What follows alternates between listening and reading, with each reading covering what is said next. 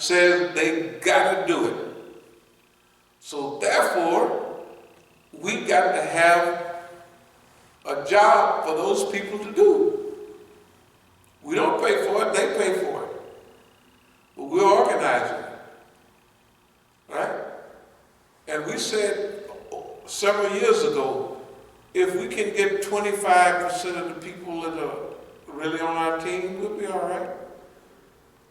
But we don't expect it. Based on history, we expect, we'll get lucky if we get 50-50. But I expect 75 to 25. I expect every one person is really with us for real. It'll be another, they'll have 3 people, 3 to 1. And those 3 will try to isolate and cut off that 1 out of 4. And they'll move most of them out. Because people can only stand so much. But we'll have to teach them. All the stuff we've learned is to learn what to teach to keep progressing. All the stuff we are teaching now, we'll not only give lessons out, but we have to teach the people, right?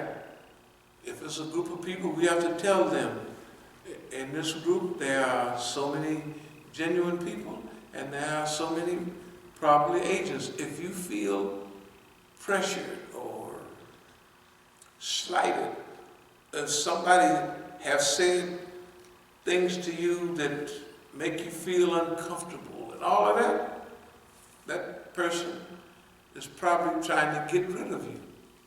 So if you're one of those people, we want you to stay here with us. If you're one of those people, so we'll be able to maintain 10 or 15%, no matter what. If we got enough skill, we can manage a whole movement with 10 or 15% of the people on our side. Out of 10 people, if we get 1, 2 people, we'll be able to knock the whole show. That's what this has taught us. That's what we needed to know. We needed to know all of that. We needed to know all of that. What are you going to say? How are you going to? That's what we needed. The white man didn't know what we were studying. And remember what we said in our flyers. Best way to trick him is to tell him what you're going to do. This nigga can't do that. He just kingfishing us.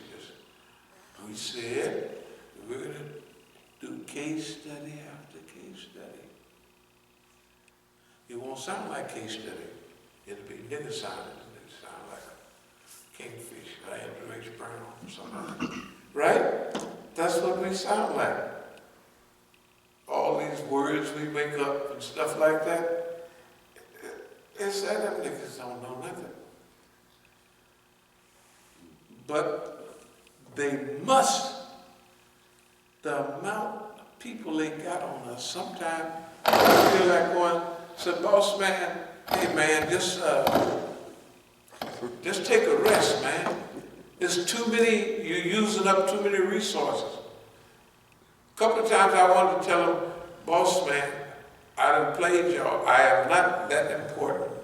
It's what you, all the people, every man. But evidently we are. We have to be, because their reaction to what we're doing proves who we are. Our reaction. If our group goes from 10 centers, all well-funded and well like that, and it drops down to 2.5 or 1.5, is something happening. Where are all of those people? What are they doing? Right? We'll do a study in a period, and it'll cut off right at this time, at 2020. What happened to all the people who was with us? We'll do all those survey. What happened there? Where did they go? Where did they go? The ones here that was teaching in the school, they teaching in the white man's school.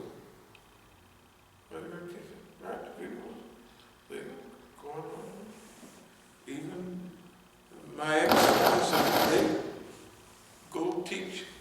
pretend to teach. They have to have a pretended job.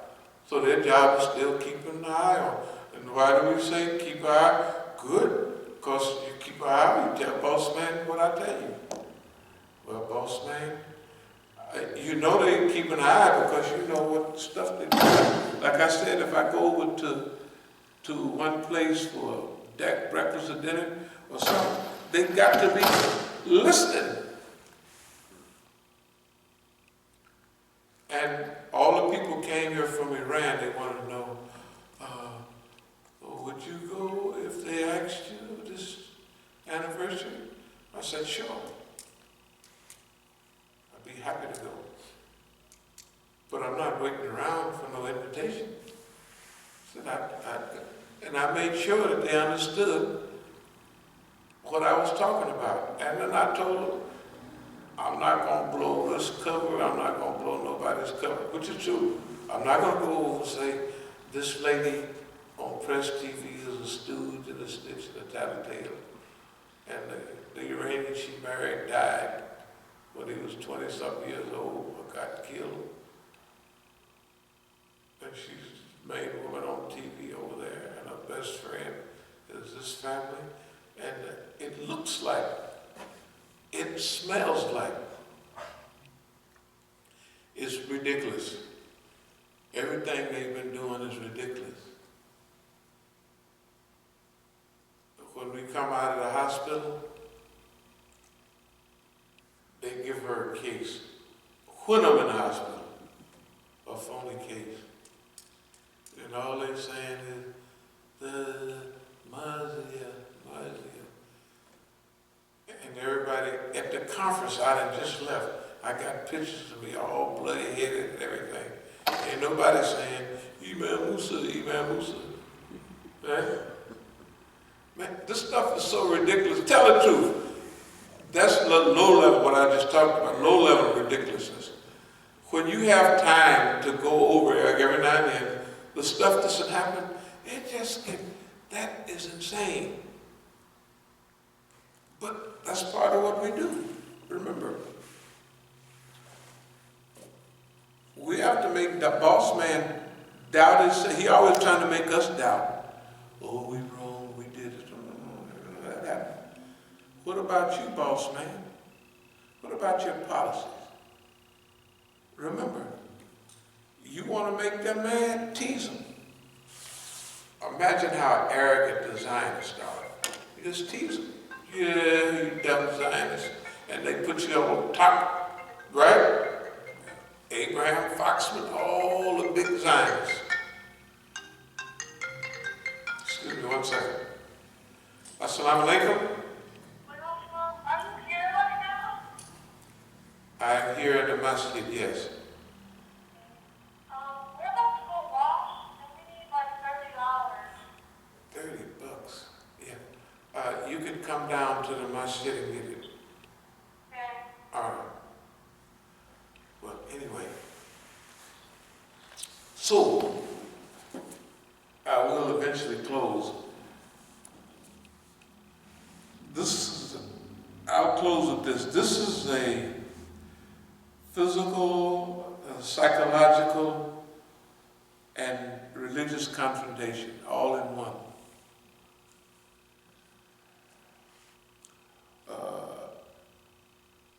On the psychological warfront, when we changed it to psychological guerrilla warfare, that's exactly what we meant. Guerrilla warfare, the same rules.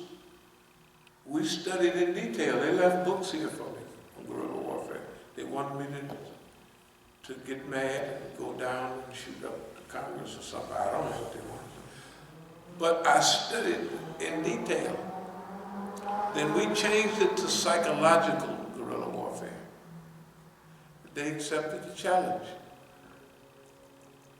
In other words, we ain't gonna kill you, nigga, we just gonna scare you to death. Well, if somebody jump out behind a bush the first time you walking down the street, and they do boo, you might jump over the sky.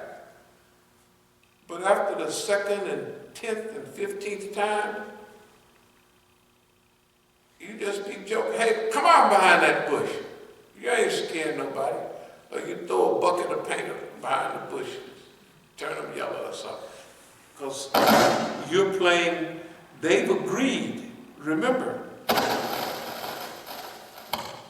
this head bashing stuff,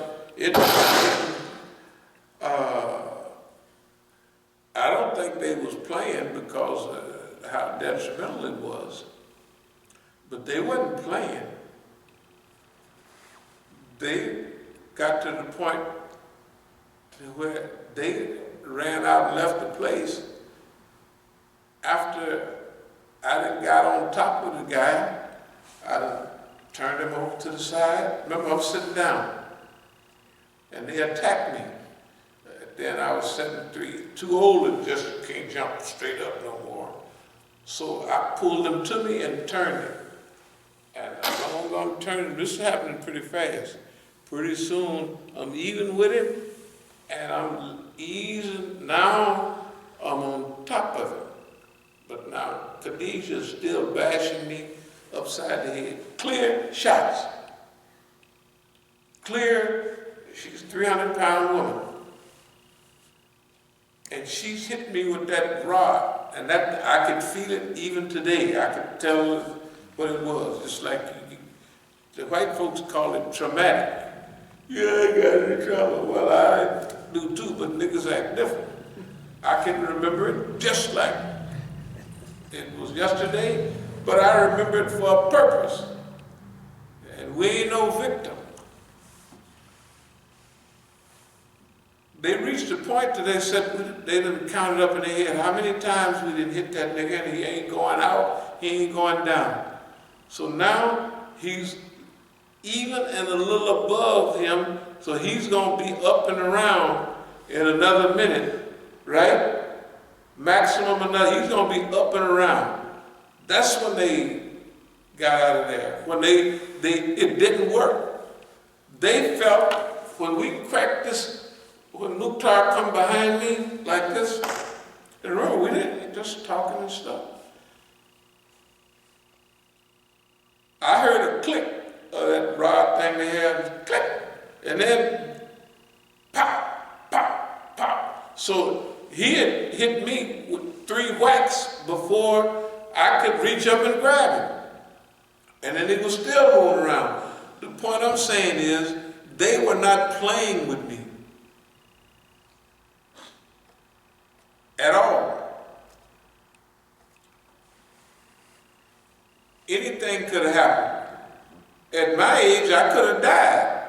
I mean, it wouldn't be that. To get beat like that, I could have D-I-E, whatever it is, died. Died. It would have been normal, right? If you beat somebody like that in the street, at my age, they're gonna be crippled or dead. You know what I mean? Now imagine, I ain't batting no eye or nothing. The people that I called later on, they came up, they wanted to move on it. I don't know if y'all saw that video that I made. Yeah. But I might have to get that. Right. Okay. Yeah, when they came up and I'm standing there up against the wall, bleeding to death. Bleeding and everything. Yeah. They had to tell me to go to the hospital. I don't know if you can hear, Dad, you gotta go to the hospital, man. I ain't going to no hospital. Hell, it ain't nothing but a little lump on the head. That's what I was thinking until I looked in the mirror. You know what I mean? Remember, I hadn't looked in the mirror yet.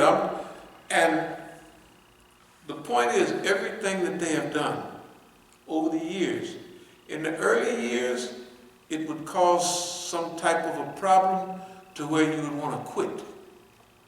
I mean, early in the game, nobody's going to put up with so much. They're going to lose heart. They've already done their studies. So they're going to think, can't lose this nigga here. You know, we're going to have to fix them up. So what they did, they ain't scared nobody, and they ain't stopped nobody. Right? Just regular mathematics, just looking at other people and other movements and other organizations, how many have had to put up there is absolutely nobody that put up with, let's just call it, 50 years of this stuff. And 40 on a daily, minute-to-minute basis. Right? That's okay. So we are not arrogant about it. We're proud of the job we have done already. If we retired and told this story, it would be a great tale. It would be a great story. But the reason we went through that is to tell the story as we move into the next phase, and big and fast. And remember, let's say if we have to be 50 times as big as what we was before, right? Because that means we had 10 or so Masjid, we had hundreds of people. When we'd have a national conference, we'd have tons of people, right? Okay. We have to exceed that by a multiple of a minimum of 50. A minimum of 50 with huge staffs and all that. So this is the organization that we build have to be on the highest level. The contacts that we have in America and around the world have to be on a higher level. The lectures that we will put out, we will do As-Sabiqun as a book, but that'll be for research and old stuff. The stuff that we have done in recent years will be in the new volumes. And the stuff that we've been talking about in the last few years is a result of our past history. But we always said, and we meant it, never let your history determine your future.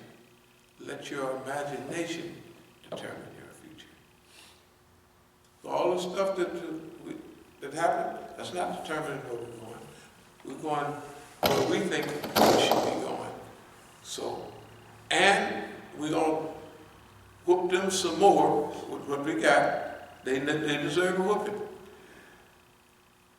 It's kind of like what we've been doing. We're going to whoop them and tease them and all that stuff. Because the white man don't like that. Oh, he don't like niggas teasing him. I mean, really playing dozens and stuff like that. He just don't like it. And Zionists, think of Netanyahu tease. That's the way he fox with them. They just don't say it, but you can see they writing. This nigga is da-da-da-da-da-da-da. They found out it wasn't working. What happened? They take it off. Yeah, all the stuff they tried. You got to remember the stuff they tried already. What was that when they put out 28 million CDs or something? Do you remember that name of that? Jihad. The third jihad. The third jihad, but it was the first jihad, we was in that too. The second jihad, the third jihad. All of that, Hannity and all of that was the common stuff that they, Fox News is the one that set up Sami al-Arian for his case and all that. We didn't watch all that. They weren't going to get us. He kept asking me all them dumb questions. I just told him, "You stupid." That's basically what I said. Something like that, that you're stupid or, well, that you like George Bush. No, I called him insane. He was insane. I said, "You insane, you crazy. You like George Bush." "Yes, I like George." "Well, George Bush is insane, so did you." But remember, that stuff didn't work. It worked for us. To popularize us. Then they took it off. Why people know about all that and they don't call and say, "How you doing? You in trouble? You need anything?" Why nobody comes by you? You can stand out there for 6 weeks And you ain't gonna see nobody come here and ask, what do you need? I know it's this, that, and other, right? They don't do that because we've been effective. And the numbers are astronomical about the number of U.S. agents inside of America and outside of America. And I'll close with this. That's why CIA and all that stuff, all the money they spend is in a black, something, a black box, I don't know what they call it. So nobody will know what it is. Can you imagine where most of American money goes? Is to maintain a constant instability in the world. And all the money is a transfer, the tax money, to the CIA, to government agencies, and to the big money makers. Everybody that's at the top of the echelon, and weapons manufacturer, and all that stuff, they're getting all the money. Anyway, are there any questions or comments, anything that was said? If I don't stop now, I ain't gonna stop. So, are there any questions or any comments? We'll cover this, we'll cover this, inshallah, on Tuesday. Inshallah. Are there any questions, any comments? Yeah, I guess I had a question about, I guess governance, and I guess it's around the concept of democracy and what the U.S. has been doing, or CIA specifically has been doing for maybe over 50 years now, just destabilizing the world. I mean, how can these people? Like, how is it possible for people to even push forward, their own personal agendas, the agenda of the people, without it, getting co-opted by, agents of, The time, see, remember, historically, the Quran tells us about Pharaoh. Pharaoh concocted a plan. Every empire concocts a plan according to their time and place. Okay? You ever seen it in Star Wars things? Yeah. It's always the people, it's a revolutionary army fighting the empire. That's basically what, same old story. And the little guys come out winning every time. Empires always collapse.